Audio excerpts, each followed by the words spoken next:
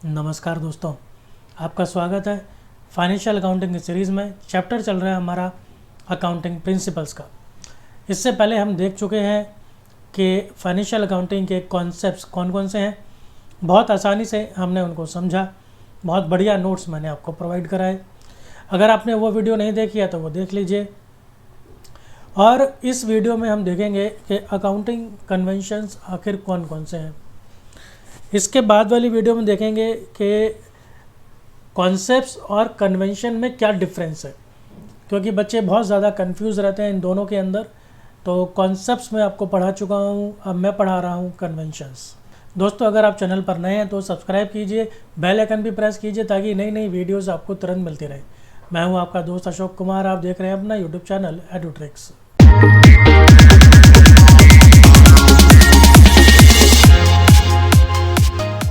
दोस्तों, ये टॉपिक शुरू करने से पहले मैं आपको बता दूं कि हमारी एडुट्रिक्स के नाम की ये एप्लीकेशन है, जिसमें स्टडी मटेरियल के अंदर आप फ्री वाली वीडियोस देख सकते हैं और स्टोर में जाके आप पेड वाली वीडियोस ले सकते हैं। पीडीएफ के साथ वीडियोस, प्रैक्टिकल थ्योरी सब कुछ उसके अंदर होता है और बहुत ही कम प्राइस में, सिर्फ एक ब्रेड पकौड़ा खाने के प्राइस के अंदर आपको वहाँ पर चैप्टर्स मिल जाएंगे और आप अपनी पूरी तैयारी कर सकते हैं जिससे। और साथ के साथ आपको पूरा बैकअप भी मिलेगा, यानी आप डायरेक्टली मुझसे बात कर पाएंगे, अपनी समस्याओं का हल कर पाएंगे। आइए चलते हैं, देखते हैं कि अब सबसे पहले अकाउंटिंग कन्वेंशंस क्या चीज़ है। These are certain guidelines. जी देखिए, जिस तरह से मैंने आपको कॉन्सेप्ट्स के टाइम कहा था, आपको सिर्फ एक वर्ड ध्यान में रखना है, अजम्पशंस। वो अजम्पशंस हैं और ये है गाइडलाइंस। ये कुछ नियम है, रूल्स हैं। Complicated and unclear for complicated and unclear business transactions. कुछ ट्रांजैक्शंस ऐसी हो सकती हैं जो कॉम्प्लिकेटेड हो, मुश्किल हो, जहाँ पर क्लैरिटी ना हो, समझ ना आए कि क्या करना है क्या नहीं करना है।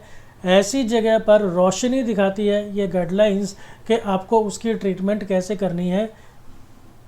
इट इज़ नॉट कंपलसरी, ये भी ध्यान में रखिए। ये कंपलसरी नहीं है, ये मैंडेटरी नहीं है कि आपको मानने ही मानने हैं, और लीगली बाइंडिंग, कोई कानून की बाध्यता भी यहाँ पर नहीं है। यानी टोटली अभी आप पर डिपेंड करता है आप इन्हें फॉलो करें या ना करें। However these generally accepted principles maintain consistency in the financial statements. ये कंसिस्टेंसी यानी कि सततता बनाए रखते हैं। सततता बनाने का मतलब है कि एक जैसे होते हैं, जो मेथड एक बार हमने चूज़ कर लिए फिर उसी पर ही बने रहते हैं। किसमें? फाइनेंशियल स्टेटमेंट्स में। फाइनेंशियल स्टेटमेंट्स यानी कि आपके P&L और बैलेंस शीट। मेनली ये जो कन्वेंशंस हैं वो इन दोनों को बनाने से संबंधित है कि किस तरह से आपको ये बनाने चाहिए। सबसे पहला हमें इसके अंदर देखने को मिलता है कन्वेंशन, वो है कंसिस्टेंसी। कंसिस्टेंसी का मतलब है आप समरूपता। देखिए, ये है समरूपता यानी कि एक जैसा। तो ये कहता है कि सेम अकाउंटिंग प्रिंसिपल आप जो भी यूज़ करते हैं for similar items from one accounting period to another. जो एक जैसी आइटम्स है उसकी ट्रीटमेंट एक जैसी होनी चाहिए।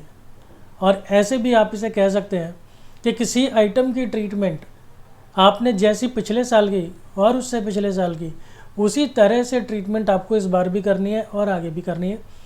यानी एक जैसी आइटम्स की ट्रीटमेंट आपको हमेशा एक जैसी करनी है, चेंज नहीं करना है।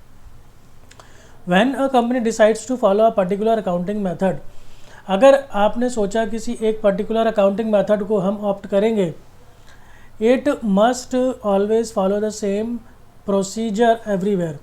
तो वही प्रोसीजर सभी जगह सेम यूज़ होना चाहिए। अगर कंपनी ने सोचा वो डेप्रिसिएशन के लिए स्ट्रेट लाइन मेथड का यूज़ करेंगे तो फिर वही यूज़ होना चाहिए हमेशा सब जगह। Changing the accounting system can often make comparison of different financial statements difficult for an entity. अगर ऐसा नहीं किया जाता, अगर कंसिस्टेंसी नहीं रखते हैं अपने अकाउंटिंग रिकॉर्ड्स, अपनी फाइनेंशियल स्टेटमेंट्स को तैयार करते समय, तो होगा क्या? आप कंपैरिजन नहीं कर पाएंगे। आपको कंपैरिजन करना है अपने पिछले सालों के डाटा से, आपको कंपैरिजन करना है अपने कॉम्पिटिटर्स के साथ। अगर आप मेथड्स चेंज करते रहेंगे तो कंपैरिजन करना फ्रूटफुल नहीं रहेगा। आइए अब चलते हैं हमारा दूसरा कन्वेंशन, ये है कंजर्वेटिज्म।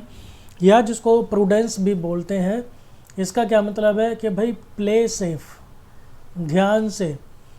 ये नहीं कि आप ज़्यादा एक्साइटमेंट में आ गए और आपने बड़ा चढ़ा के लिख दिया और मुझे तो फला फला प्रॉफिट होने वाला है, ठीक है, और इस तरह से कोई लॉस होने वाला था तो आप ओवर कॉन्फिडेंट थे मुझे ये लॉस होगा नहीं और आपने वो नहीं लिखा। तो देखिए क्या करना है आपको, anticipate all doubtful and possible losses in near future. अगर आपको लगता है नियर फ्यूचर में कोई लॉस होने वाला है तो उसे आप एंटीसिपेट कीजिए, यानी उसको आप रिकॉर्ड कीजिए, उसको आप कंसीडरेशन में लीजिए, बट नॉट द प्रॉफिट और गेन। लेकिन अगर आपको लगता है कि नियर फ्यूचर में कोई प्रॉफिट कोई गेन होने वाला है फिर आप उसको रिकॉर्ड मत कीजिए। मतलब ये हो गया कि आपके नियर फ्यूचर के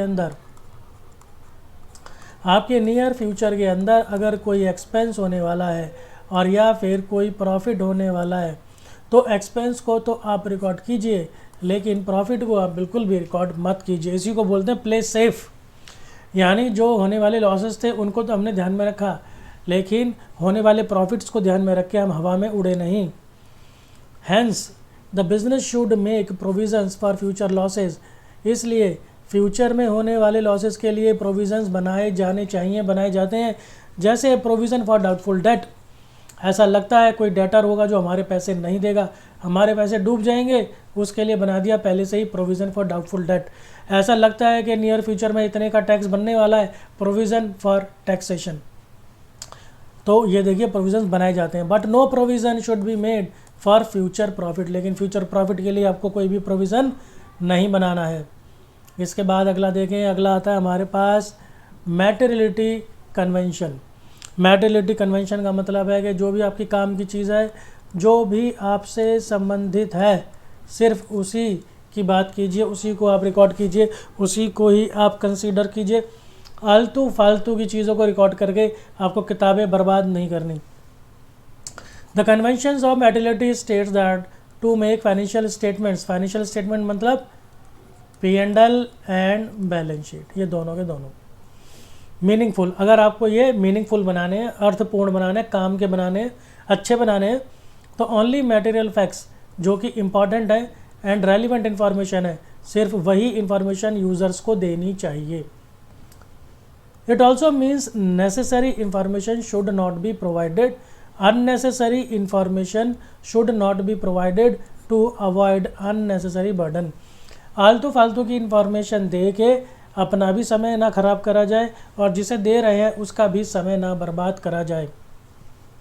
मैटेरियलिटी कैन नॉट बी डिफाइंड प्रेसाइजली, इसको आप बहुत अच्छे से क्लियरली आप डिफाइन नहीं कर सकते, ये कुछ इस तरह की टर्म है।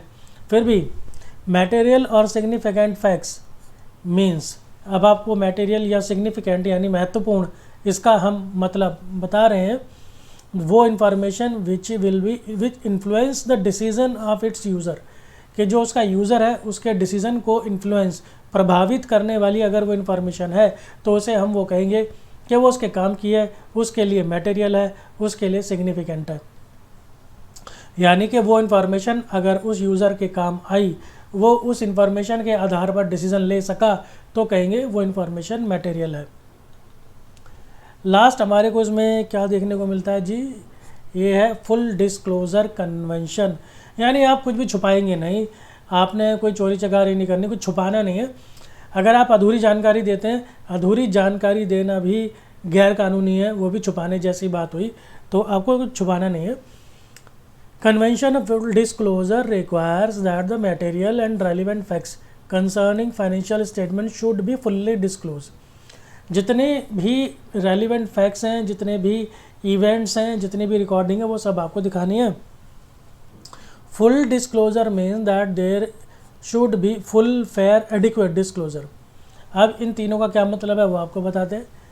एडिक्वेट मतलब पूरा का पूरा, ठीक है, आपने कुछ भी छुपाया नहीं है, आपने सफिशेंट पूरा का पूरा सब कुछ बताया, सफिशेंट जितना भी ज़रूरी है। फेयर का मतलब क्या है कि आपने सबकी इक्वल ट्रीटमेंट करी है, आपने ऐसा नहीं किया कि किसी आइटम की ट्रीटमेंट कहीं कुछ करी है और उसी आइटम की ट्रीटमेंट आपने कहीं और कुछ डिफरेंट तरीके से की है, तो यानी इक्विटेबल ट्रीटमेंट वहाँ पर हुआ है आइटम्स का। फिर फुल रेफर मीन्स कंप्लीट, पूरा का पूरा जो है वो आपने इन्फॉर्मेशन देनी है। तो इस तरह से आपके ये 4 कन्वेंशन थे जो मैंने आपको समझाए। अगर आपको कोई भी दिक्कत है तो बात कीजिए, आपकी पूरी मदद की जाएगी। इसी तरह से जुड़े रहिए। मिलता हूँ आपसे अगली वीडियो में। धन्यवाद।